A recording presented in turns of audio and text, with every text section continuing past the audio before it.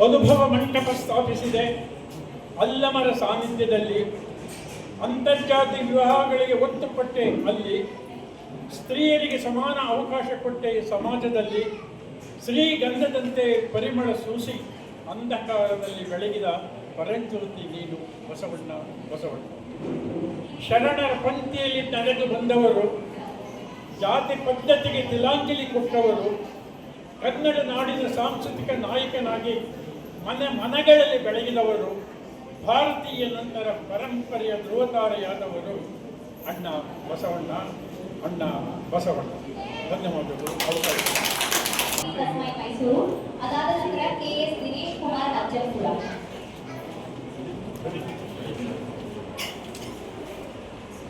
ವೇದಿಕೆಯ ಗಣ್ಯರಿಗೆ ಹಾಗೂ ಸಭಿಕರಿಗೆಲ್ಲ ವಂದಿಸುತ್ತಾ ನನ್ನ ಕುಟುಂಬದ ಶೀರ್ಷಿಕೆ